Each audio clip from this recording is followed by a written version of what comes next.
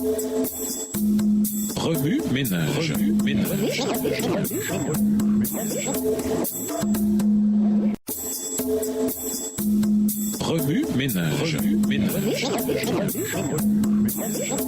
Bienvenue dans votre émission. Remue ménage. Nous voilà à la leçon 1.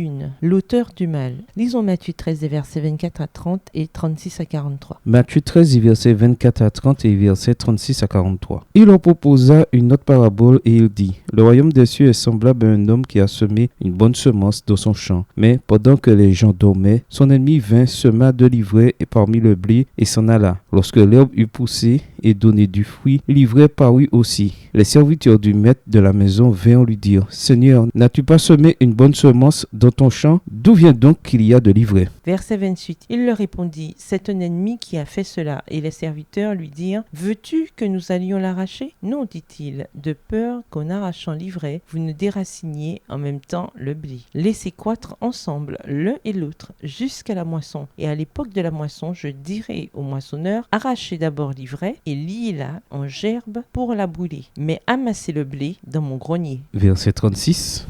Alors il renvoya la foule et entra dans la maison. Ses disciples s'approchèrent de lui et dirent: Explique-nous la parabole de l'ivraie du champ. Il répondit: Celui qui sème la bonne semence, c'est le Fils de l'homme. Le champ, c'est le monde. La bonne semence, ce sont les fils du royaume. L'ivraie, ce sont les fils du malin. L'ennemi qu'il a semé, c'est le diable. La moisson, c'est la fin du monde. Les moissonneurs, ce sont les anges. Or, comme on arrache l'ivraie et qu'on la jette au feu, il en sera de même à la fin du monde. Verset 41. Le Fils de l'homme enverra ses anges qui arracheront de son royaume tous les scandales et ceux qui commettent l'iniquité, et ils les jetteront dans la fournaise ardente, où il y aura des pleurs et des grincements de dents. Alors les justes resplendiront comme le soleil dans le royaume de leur Père. Que celui qui a des oreilles pour entendre, entende. Traiter le champignon du péché. Récemment, une jeune famille a décidé d'acheter une maison. Après en avoir trouvé une qui leur plaisait, Sylvie et Claude, nous appellerons le couple ainsi, ont retenu les services d'un inspecteur en bâtiment pour la passer au peigne fin, histoire de s'assurer qu'il n'y avait pas de problème. Quelques jours plus tard,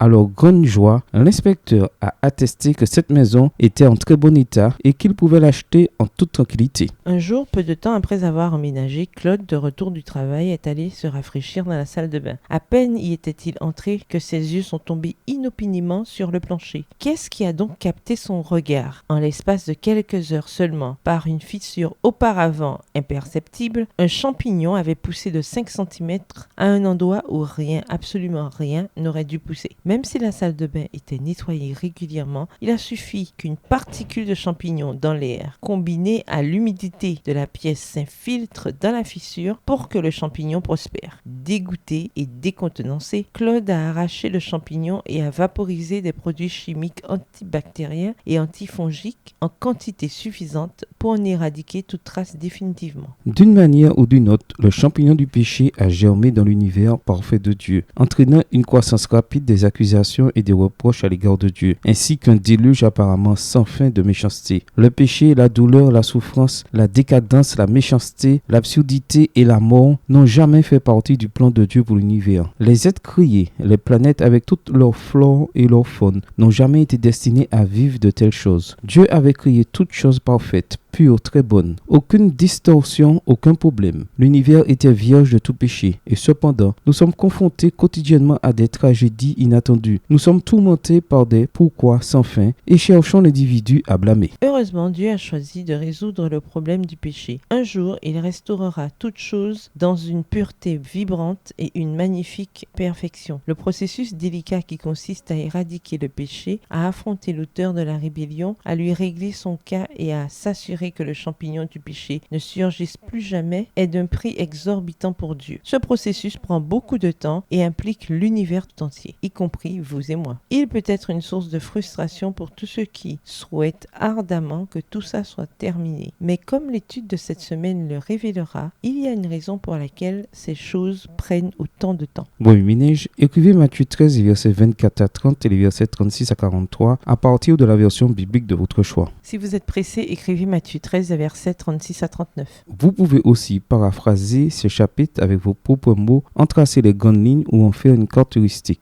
Au revoir. Et à demain si Dieu veut. Remue ménage.